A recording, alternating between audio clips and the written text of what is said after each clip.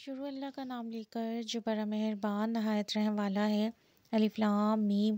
اس میں کچھ شک نہیں کہ اس کتاب کا نازل کیا جانا تمام جہان کے پروردگار کی طرف سے ہے۔ یا یہ لوگ یہ کہتے ہیں کہ پیغمبر نے اس کو از خود بنا لیا ہے؟ نہیں، بلکہ وہ تمہارے پروردگار کی طرف سے برحق ہے، تاکہ تم ان لوگوں کو ہدایت کرو جن کے پاس تم سے پہلے کوئی ہدایت کرنے والا نہیں آیا، تاکہ یہ رستے پر چلیں۔ خدا ہی تو ہے جس نے آسمانوں اور زمین کو جو چیزیں ان دونوں میں ہیں سب کو 6 دن میں پیدا کیا، پھر عرش پر قائم ہوا۔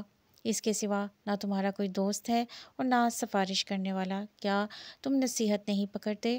وہی آسمان سے زمین تک کے ہر کام کا انتظام کرتا ہے، پھر وہ ایک روز جس کی مقدار تمہارے شمار کے مطابق 1000 برس ہوگی اس کی طرف صعود اور رجوع کرے گا۔ یہی تو پوشیدہ اور ظاہر کا جاننے والا اور غالب اور رحم والا خدا ہے، جس نے ہر چیز کو بہت اچھی طرح بنایا، یعنی اس کو پیدا کیا اور انسان کی پیدائش کو مٹی سے شروع کیا، پھر اس کی نسل خلاصے سے یعنی حقیر پانی سے پیدا کی، پھر اس کو درست کیا، پھر اس میں اپنی طرف سے روح پھونکی اور تمہارے کان اور آنکھیں اور دل بنائے، مگر تم بہت کم شکر کرتے ہو اور کہنے لگے کہ جب ہم زمین میں ملیا میٹ ہو جائیں گے تو کیا اثر و نور پیدا ہوں گے۔ حقیقت یہ ہے کہ یہ لوگ اپنے پروردگار کے سامنے جانے ہیں کہ قائل نہیں۔ کہہ دو کہ موت کا فرشتہ جو تم پر مقرر کیا گیا ہے تمہاری روحیں قبض کر لیتا ہے، پھر تم اپنے پروردگار کی طرف لوٹائے جاؤ گے، اور تم تعجب کرو جب دیکھو کہ گناہ گار اپنے پروردگار کے سامنے سر جھکائے ہوں گے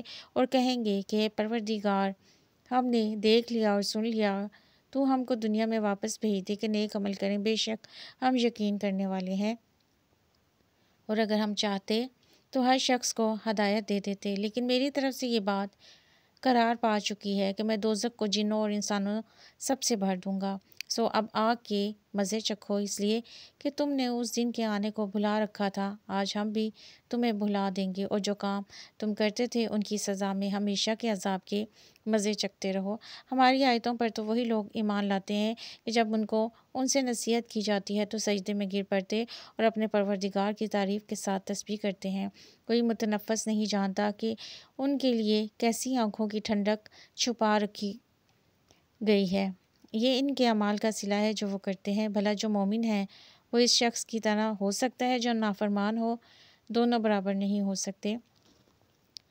جو لوگ ایمان لائے اور نیک عمل کرتے رہے ان کے رہنے کے لیے باغ ہیں، یہ مہمانی ان کاموں کی جزا ہے جو وہ کرتے تھے، اور جنہوں نے نافرمانی کی ان کے رہنے کے لیے دوزخ ہے۔ جب چاہیں گے کہ اس میں سے نکل جائیں تو اس میں لوٹا دیے جائیں گے، اور ان سے کہا جائے گا کہ جس دوزخ کے عذاب کو تم جھوٹ سمجھتے تھے اس کے مزے چکھو، اور ہم ان کو قیامت کے بڑے عذاب کے سوا عذاب دنیا کا بھی مزہ چکھائیں گے۔ شاید ہماری طرف لوٹ آئیں، اور اس شخص سے بڑھ کر ظالم کون جس کو اس کے پروردگار کی آیتوں سے نصیحت کی جائے تو وہ ان سے منہ پھیر لے۔ ہم گنہگاروں سے ضرور بدلہ لینے والے ہیں، اور ہم نے موسیٰ کو کتاب دی تو تم ان کے ملنے سے شک میں نہ ہونا، اور ہم نے اس کتاب کو یا موسیٰ کو بنی اسرائیل کے لیے ذریعہ ہدایت بنایا۔ اور ان میں سے ہم نے پیشوا بنائے تھے جو ہمارے حکم سے ہدایت کیا کرتے تھے جب وہ صبر کرتے تھے اور وہ ہماری آیتوں پر یقین رکھتے تھے۔ بلا شبہ تمہارا پروردگار ان میں جن باتوں میں وہ اختلاف کرتے تھے قیامت کے روز فیصلہ کر دے گا۔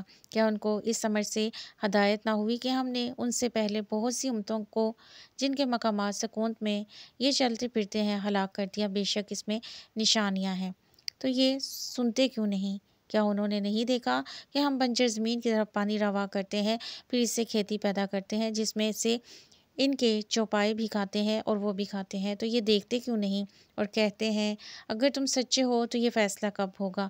کہہ دو کہ فیصلے کے دن کافروں کو ان کا ایمان لانا کچھ بھی فائدہ نہ دے گا اور نہ ان کو مہلت دی جائے گی۔ تو ان سے منہ پھیر لو اور انتظار کرو، یہ بھی انتظار کر رہے ہیں۔